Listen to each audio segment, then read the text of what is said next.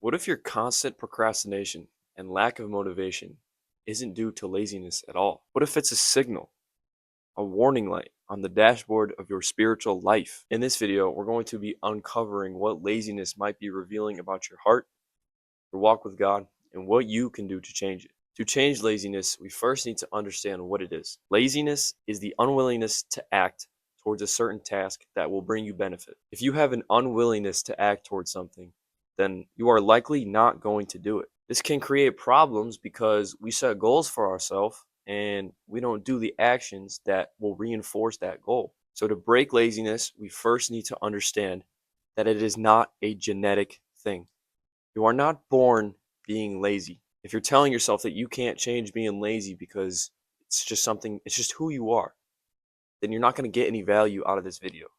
You need to understand that laziness is something that you can change. I need you to take some accountability and understand that you can change your laziness. So now that we understand that laziness can be changed, we're going to dive in to the real factors behind laziness. There's procrastination, lack of motivation, distraction, but what I really want to hone in on in this video is fear of failure. I think this is single-handedly the most important factor.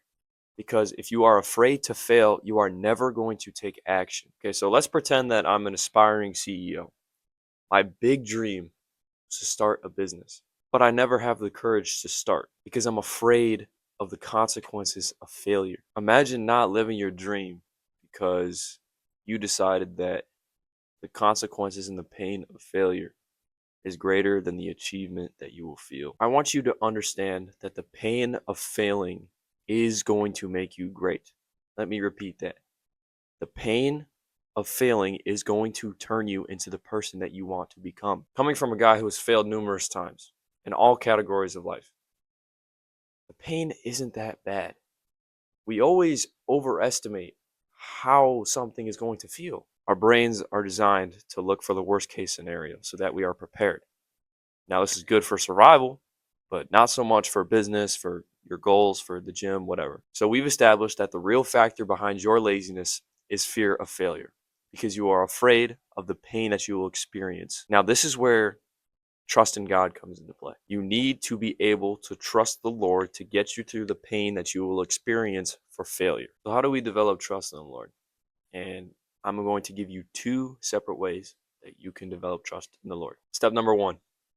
Pray that God will open your heart to change. You are literally asking God Himself to give you trust in Him. And I promise you, He's going to be excited that you're praying for that because He wants you to have full faith in Him. And I mean, you could do this for anything else, right? Like, it doesn't have to be trust, it can be faith, it can be strength, it can be courage, it can be honesty, it can honestly be anything. But prayer is your ultimate weapon, it is your spiritual weapon that you can use on a day-to-day basis. Step number two, listen to His voice. Now, obviously, this voice is metaphorical, and God is not actually going to directly speak to you.